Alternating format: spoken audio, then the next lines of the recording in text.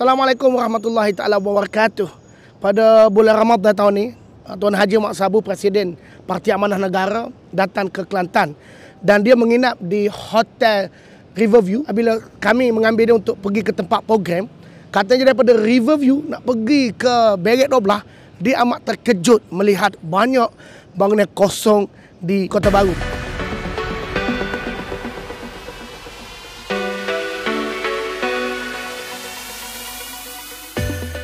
Jadi Presiden Parti Amanah dah minta pada hamba supaya buat video bangunan-bangunan kosong di Kelantan. Jadi pada hari ini hamba ingin kongsikan kepada semua yang sedang menonton bangunan yang kosong ataupun bangunan yang tidak bermaya ataupun bangunan yang ditinggalkan di Kelantan. Jom kita tengok bangunan ataupun tempat yang dulunya ceria, tempat yang dulunya meriah, hari ini sudah berbeza daripada dulu. Kalau dulu kita masih ingat orang kata Kota Baru ni sunyi sebab PKP. Hari ni kita dah habis fasa PKP.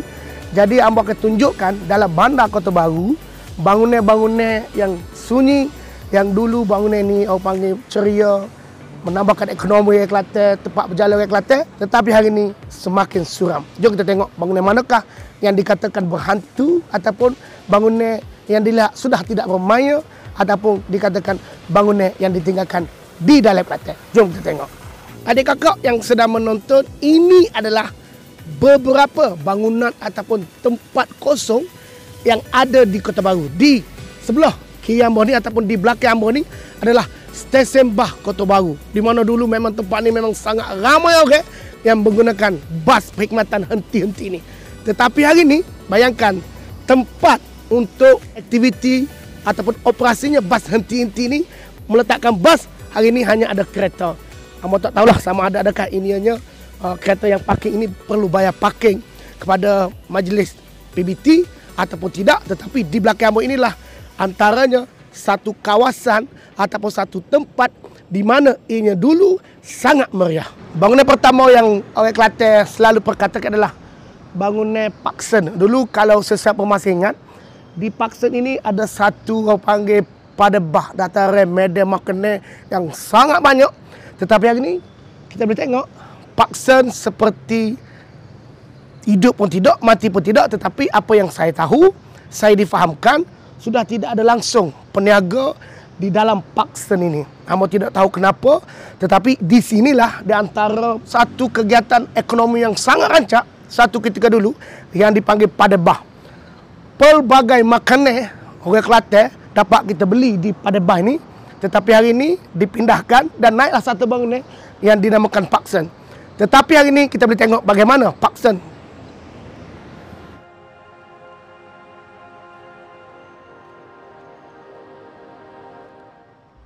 Di belakang mana lah orang panggil The Stock satu ketika dulu, tempat pasar raya di mana amo kira mungkin sekitar 100 atau 200 orang dapat bekerja di dalam pasar raya The Store. Amo juga berpeluang banyak kali dulu ketika waktu persekolahan hujung minggu. Di sinilah kita akan membeli belah, dan di dalam ataupun di atas bangunan The Store tersebut ada ANW, tempat kita lepak. Hari ini di tengah bandar kita tengok bagaimana akhirnya terjadi kepada bangunan The Store yang amo kira di tengah bandar tetapi tidak dapat buat apa-apa panggil kegiatan ekonomi. Dulu sekitar The Store ada orang jual CD, orang jual air, jual surat khabar, jual selipar dan pelbagai lagi ekonomi kecil dapat dijalankan di sekitar The Store. Hari ini kita boleh tengok bagaimana terjadi kepada bangunan The Store.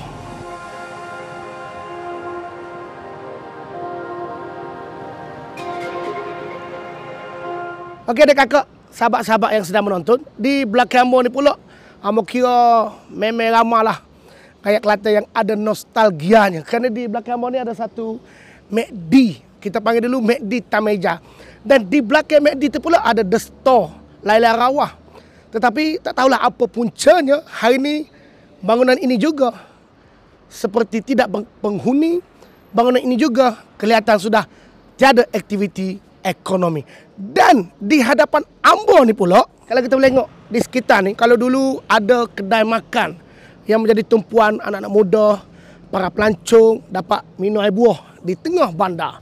Tetapi hari ini ambo tak tahulah apa puncanya, juga kosong. Hotel ini berada di tengah bandar, sepatutnya menjadi satu tempat yang strategi untuk ekonomi di Kelantan, di Kota Baru.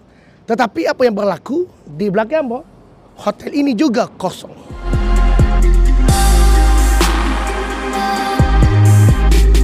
Di belakang Ambo ni adalah Bazar Tekuani, dan kalau kita boleh tengok bagaimana suasana di bazar, seperti bukan di bazar.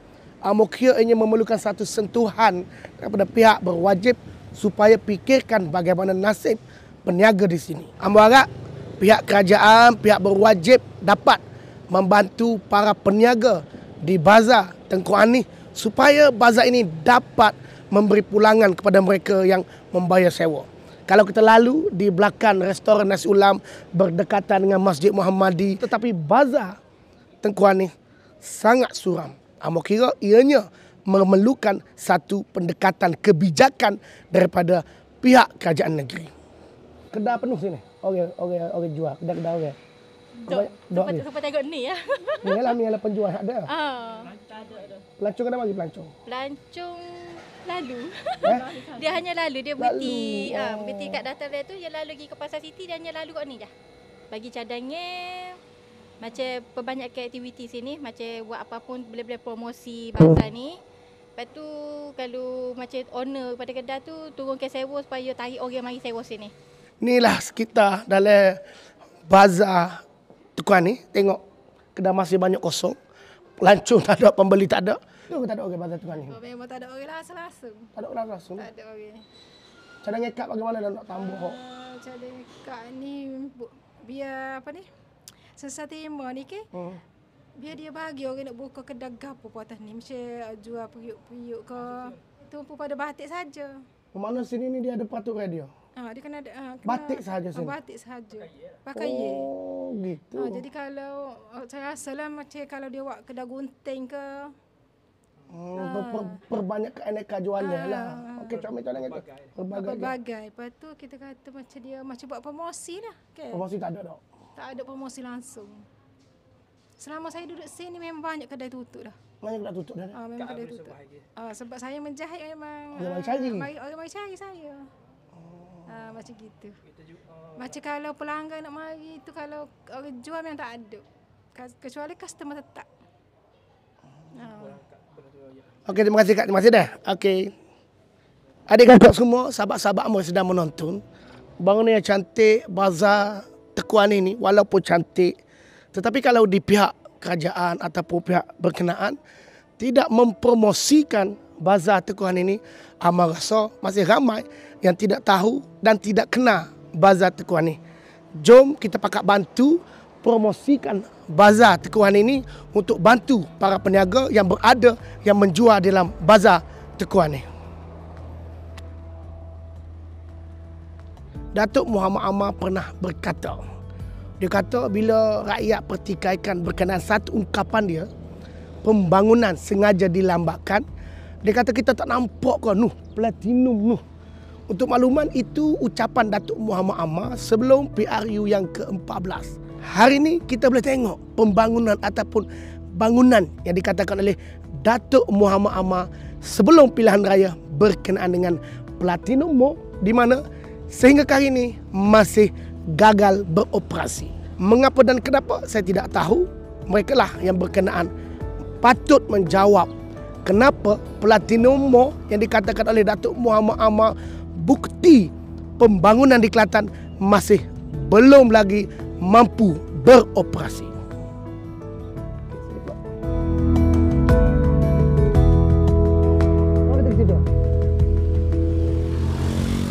Ini adalah bangunan ataupun terminal bas Kota Baru.